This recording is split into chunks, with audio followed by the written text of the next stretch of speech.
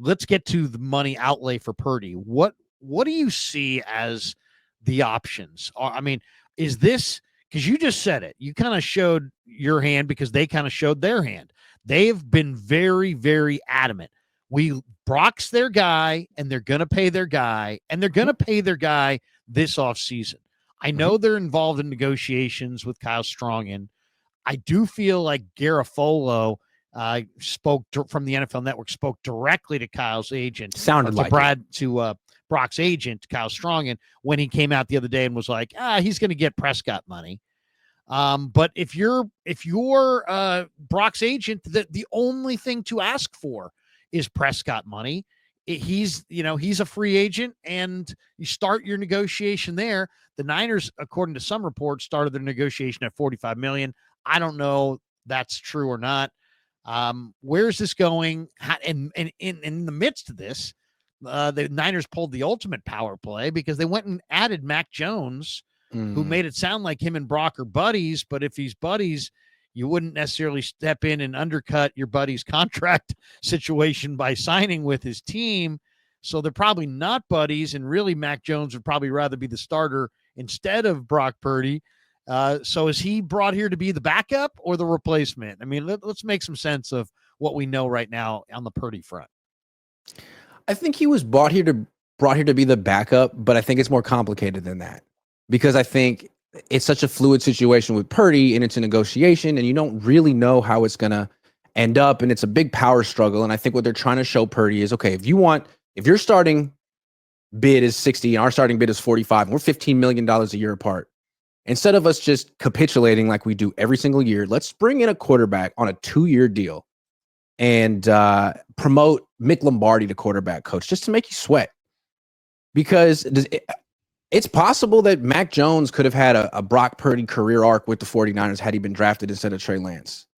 So I think it just puts a little bit of pressure on Brock, a little bit of a threat. Like, look, we're not going to really improve our offer that much. You can make whatever argument you want to make that you're worth whatever, but this is our offer. We'll negotiate a little bit, but if this drags on too long and you want more than what we think is fair, then we got Mac Jones. And if you want to hold out, then he's going to get a lot of reps with the starters. I don't think you want that. So I think that's a smart way to play it. It's not necessarily, they're saying all the right things. We love Brock. We want him to be here. We're going to make him an offer, but it's going to be fair. And we don't know what they consider fair. Well, I mean, it's ultimately we're going to find out how much conviction do they have in their love of Brock. I mean, do they love this guy and they mean it, or do they not? And then the bottom line, I don't think they do. If they meant it, they'd offer him a 6-year deal. They'd offer him a 10-year deal. I think they keep saying Brock's a great guy. We love Brock. That's not the issue. We all know Brock's a great guy. Is he a great quarterback? And I think after last year, it's hard to say that he's definitively an elite quarterback. He had a down year. He had a great year before then. If he gets an extension this year, I think it's going to reflect that uncertainty. I think it will. I don't know. So how do you see it playing out? I mean, do you think do you think it gets done? Do you think they play? I mean, the Niners are the extra wrinkle that we haven't mentioned here is that the Niners are like, hey, we're not the Niners anymore. We're the new and improved Niners. We're going to be ruthless with negotiations. They've stated their desire to be ruthless in negotiations on the eve of basically, the off season of them trying to sign their quarterback. It doesn't sound like they're two sides that are going to come to a swift agreement. This seems like something like, if you told me right now that he wasn't there for training camp, I wouldn't be shocked. Ooh, man, I think that would be a mistake on Brock's part, but I wouldn't be shocked either. I have a feeling that Brock's going to be the one that caves. I don't think the Niners are going to be the one. They've been caving like 6 years in a row. I think they're going to hold firm, and I think Brock will cave, and I think he'll sign something around 49. Maybe they'll call it 50 just to make him feel good, but right in there. I don't think it's going to be close to 60. I think the Niners don't want to. I think they don't want to be seen as caving, capitulating again. And I don't know that, you could talk about Tua, Trevor Lawrence, all these guys. Forget Trevor Lawrence. He got paid based off of hype, but everyone else got paid based off of a really good year going into their negotiation. Dak, Tua, Brock didn't have that year. And I think he's going to, face consequences for that at the negotiating table. So he can come He didn't have back and that play year out his going deal. in. He He didn't have that year going into this Nah, but he he didn't, and I also think that's going to did hurt get him. to a Super Bowl. He did. And if he had been eligible for an extension after 2023, he would have hit the freaking jackpot. I mean, look what Jordan Love did with like half a season of playing well. But then he came back in 2024 and you saw him without a few pieces. And the question is like, well, is that what he's going to look like going forward? Because if he's making 20% of the cap, then he's going to be missing a few pieces. All these questions popped up that weren't there a year ago. And I don't think it's just with us. I think it's probably with Denise and John York as well. I wonder if their opinions changed at all. I mean, we haven't talked to them. And we're going to talk to Jed in a week. It'll be interesting to see what because last year at the owners' meetings, he was all in with Brock. I wonder if his tune has changed. It'll be very, and if I was Brock, if his tune has changed, that would really turn me off. Why? Because, I mean, in a year where I'm down 40 touchdowns from my guys, I mean, I'm without CMC, I'm without Debo's, not the same Debo, Ayuk's gone, and I have no defense or special teams. I was playing some pretty good football early. He did throw a bunch of turnovers late, interceptions that definitely cost them games. There's no question about it. But I'd be frustrated. You said ruthless. Ruthless is the word of the offseason. It's Parag Marate time. He's not going to give Brock any breaks. He won't. No, I mean they've set themselves up to, hey, we'll go with Mac Jones. Mac Jones is an NFL starter. If they were going with a backup, they it'd be a backup, but they signed a starter. I mean, you might not think he's a great starter, but he's a starter. But I mean, they had success with Darnold. They turned Darnold's career around. They can feel like, well, we could do it with Mac Jones. He fits the system. Kyle likes him. Kyle's bought in. Brock, we love you, man. But that love is contingent on you being here and playing for, a rate that we consider fair.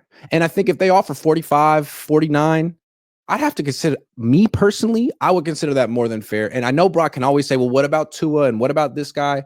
Well, I mean, it's fair for the Niners to say, we don't want to be the Cowboys. We don't want to be the Dolphins. We don't want to be the Jaguars. We have more leverage. We have more options, and we're going to use it. I would respect that.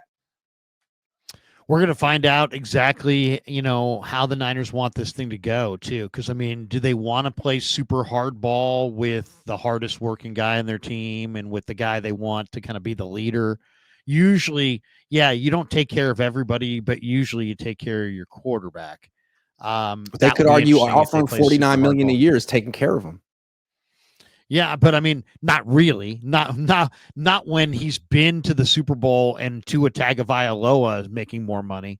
I mean, I'm going to play Parag Marate right now. Jimmy Garoppolo went to the Super Bowl with this team. Like just saying that isn't going to change our stance very much right now, because again, last year was disastrous. You had an opportunity against the Rams in December to put it all behind you and score 13 points and put us in the playoffs, and you couldn't do it. In fact, you threw the ball into triple coverage against in the end zone to Juwan Jennings. That was you. So no. I would say back to Parag, you are high, because there's no chance that Jimmy Garoppolo's defense looks anything like the defense that I have backing me up right now. So it's not a Super Bowl team. It's not a Super Bowl team that anybody can slide into and win with. But the 2023 49ers, I think Sam Darnold could have gone to a Super Bowl with that team. I think Jimmy could have gone to Super Bowl with that team if he could stay healthy, which he couldn't. I think a lot of quarterbacks could have gone to Super Bowl with that 2023 team. And the problem is that I'm Parag, we are never going to have a roster like that ever again, because you want $60 million a year. And we don't know that you elevate a team like a $60 million a year quarterback should. Tua is making this money. He can't elevate a team. That team is screwed. Dak can't elevate a team. That team is screwed. So I don't know. You had a chance to elevate the roster last year. It was flawed. You couldn't.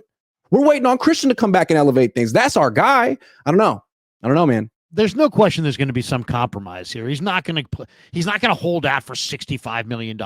Or I don't believe that. I think at some point he'll say, you know what?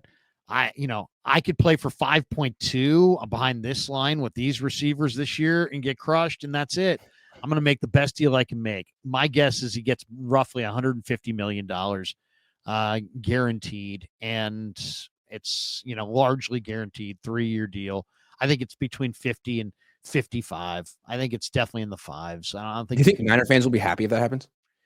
Well, I talk to a lot of them, and you do too. I know there'll be some that will be happy that it's done and that, they can go about building the team around him. I think there'll be a lot of people that will feel like it's a sentence to never winning ever. Purgatory. Yeah. Purgatory. Or to Yeah. just never winning with this quarterback. We'll Yeah. find out because it's a whole lot more difficult to win when your quarterback's making $55 million than it is when he's making $900,000. And my theory here is when you're making that much money, you really have to be able to quote unquote elevate a team because it's not going to be a complete team. And as good as Brock is, he's a really good quarterback. I'm not sure he elevates the team. If the team is good, he's good. He can handle it. I kind of would push back and say I think he already has. I mean, they were down at home to the Lions. They were down at home to the Packers, and he outplayed he outplayed the other team in the second half and won both those games. I don't think he's the reason they lost the Super Bowl even. I thought he played okay. I just, he played okay. He played with poise in that game and made a ton of plays, especially for a young player in his first. I mean, heck, I went back and watched that game again. Tony Romo was saying something along the lines of, "Oh, it's awesome that for the Chiefs that Brock's got the ball first because he's gonna, this moment's gonna be too big," and he handled the moment. So, I mean, obviously they didn't win the game, but 19 points me, in regulation. It wasn't just him. No, but again, they can't block Chris Jones. Period. No, but if you're paying $55 million a year for a quarterback, I'm thinking Josh Allen, who could elevate Khalil Shakir and a bunch of scrubs at wide receiver, Joe Burrow or Lamar Jackson. And with Brock, it's like, I don't know if you're in that class, man. Like, you're really good, but I don't know that you're like elevating a team that has no defense or that has no offensive line or that's missing wide receivers. I don't know that he's that guy. There's not that many of those guys. Mac's not that guy. Yeah, I mean, I'll say this, though. I think they did the right move. I think they, like the same way the Warriors did the right move. They didn't just trade for Jimmy Butler. They traded for Jimmy Butler and they extended him and made him happy. And then all of a sudden you got the best of Jimmy Butler.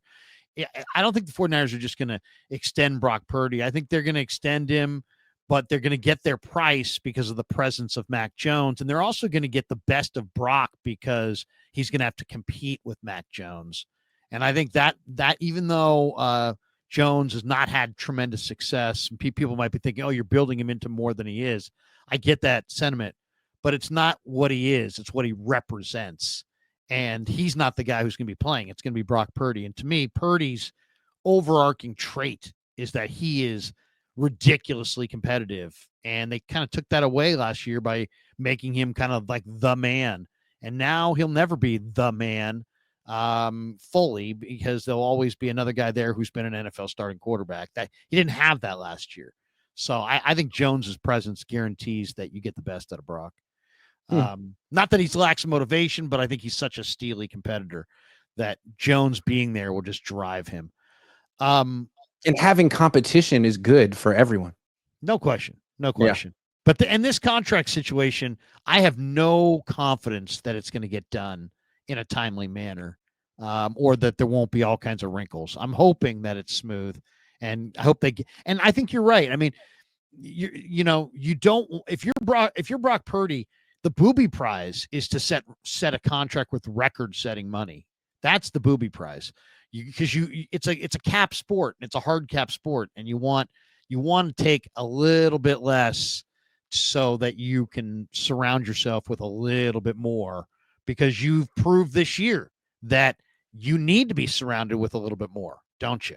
So that I think I just like John Lynch's attitude right now. It's like, yeah, man, we love Brock. We want Brock. But there's no guarantee. What he's basically saying is ball's in his court.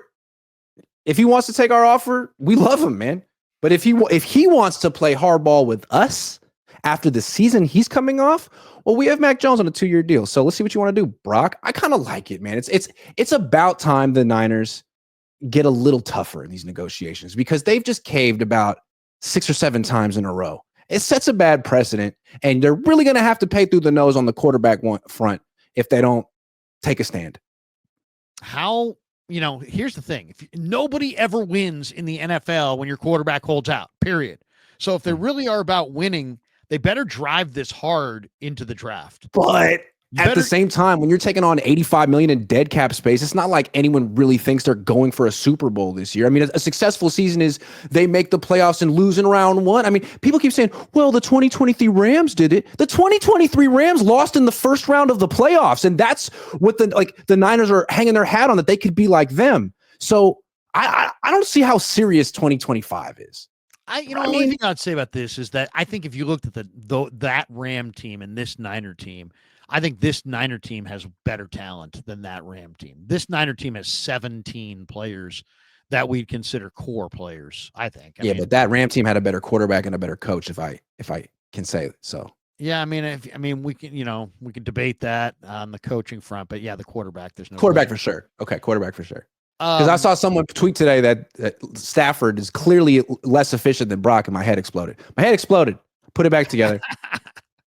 Efficiency. What does that even mean? Like, we know Stafford's better. Purdy knows Stafford is better than Purdy. Come on, man. We can be honest. When somebody tells me my show sucks, I'm going to be like, you know what? No, yeah, my show may suck, but you know what? I'm more efficient. It's efficient. I'm more efficient than other shows. I have better graphs and more of them. Just check out the next gen stats. They're up there.